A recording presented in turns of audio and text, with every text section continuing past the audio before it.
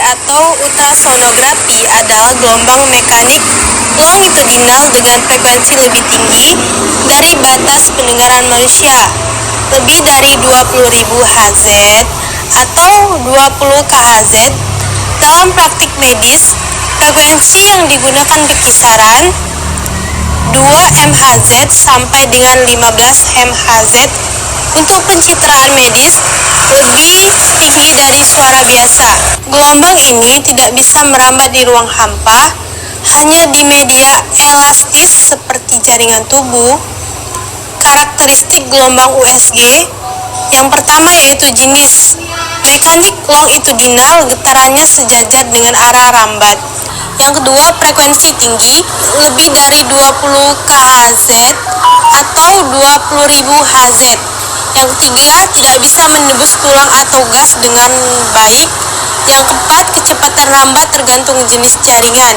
Misalnya, cepat di tulang, lambat di lemak. 4. Mengalami refraksi, atenuasi, pelemahan, dan hamburan saat merambat. Yang kedua, prinsip dasar fisika di balik USG. USG bekerja berdasarkan beberapa prinsip fisika.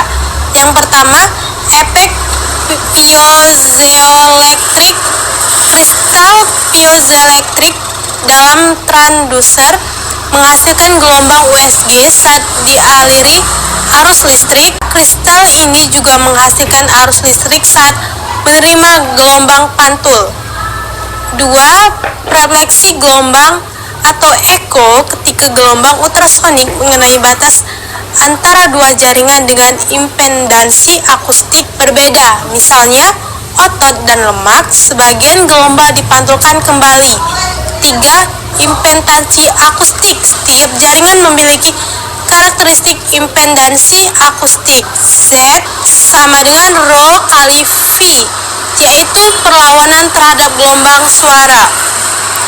Perbedaan Z antar jaringan menentukan seberapa besar gelombang dipantulkan atau diteruskan. D. Waktu tempuh dan lokasi. Mesin menghitung waktu tempuh gelombang dari transducer ke jaringan dan kembali. Dengan kecepatan suara diketahui lebih dari 1540 m/s di jaringan lunak, posisi objek dapat ditentukan. Akan dilanjutkan oleh Suci Rahmaduyanti. Yang ketiga, komponen dan cara kerja alat USG atau ultrasonografi. Komponen utamanya adalah transducer, yaitu mengirim dan menerima gelombang USG. Yang kedua ada kristal piezoelektrik, yang berfungsi untuk menghasilkan dan mendeteksi gelombang.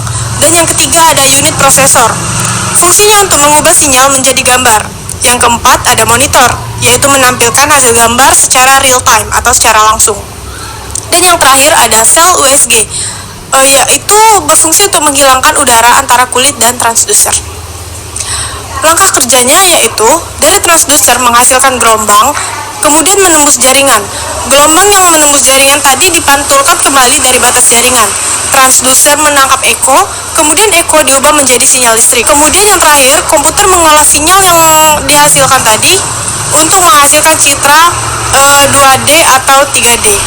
Kemudian ada jenis-jenis USG dalam dunia medis. Yang pertama ada USG 2 dimensi, memiliki tampilan hitam putih dan digunakan untuk melihat struktur organ dasar seperti rahim, hati, dan janin. Kemudian USG 3 dimensi, yang berfungsi untuk menyusun beberapa gambar 2 dimensi untuk membentuk citra 3 dimensi dan menunjukkan bentuk janin secara visual. Dan yang ketiga ada USG 4 dimensi, 3 dimensi ditambah waktu nyata atau real time. Umumnya digunakan dalam obstetri untuk melihat ekspresi wajah janin. Yang keempat ada USG Doppler, yang berfungsi untuk mendeteksi arah dan kecepatan aliran darah, memanfaatkan efek Doppler atau pergeseran frekuensi pantulan, dan sangat berguna dalam kardiologi dan angiologi. Kemudian ada USG transvagal atau transrektal. Transducer dimasukkan ke dalam tubuh melalui vagina atau rektum, kemudian memberi detail lebih tajam, terutama di organ panggul atau prostat. Dan yang terakhir ada USG endoscopy atau endo-USG. Ini transducer kecil dipasang di ujung endoskop, kemudian digunakan dalam saluran cerna atau sistem empedu.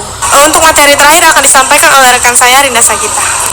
Pengaplikasian USG digunakan dalam pengaplikasian medis seperti obstetri, di mana memantau janin, mengukur usia kehamilan, dan mendeteksi kelainan. Pada Kardiologi digunakan untuk ekokardiografi untuk melihat kerja jantung, dan pada urologi untuk memeriksa ginjal, prostat. pada Bedah di mana untuk panduan saat biopsi atau tindakan invasif. pada Radiologi umum itu pemeriksaan liver, limpa, dan pankreas dan lain-lain. Adapun aplikasi non medis pada industri itu untuk deteksi cacat pada logam. pada Kelautan itu adalah sonar untuk mendeteksi kedalaman laut dan objek bawah air. Adapun biologi itu untuk mempelajari struktur jaringan makhluk hidup. Yang terakhir itu adalah keamanan dosis dan standar keselamatan, di mana keamanan USG ini tidak menggunakan radiasi Pengion, berbeda dengan CT scan atau ronsen. Secara umum, USG dianggap sangat aman, termasuk pada kehamilan. Adapun indikator dosis pada USG, karena USG bukan radiasi, jadi dosis ini diukur lewat indeks. Adapun mechanical index itu untuk mengukur potensi efek mekanik seperti kavitasi, gembung gas mikroskopik. Adapun batas aman MI kurang dari 1,9. Adapun thermal index mengukur potensi kenaikan suhu jaringan. TI kurang dari 1 disarankan untuk pemeriksaan janin. Baik, itu saja yang dapat kami jelaskan dari kelompok 4. Kami akhiri. Wassalamualaikum warahmatullahi wabarakatuh.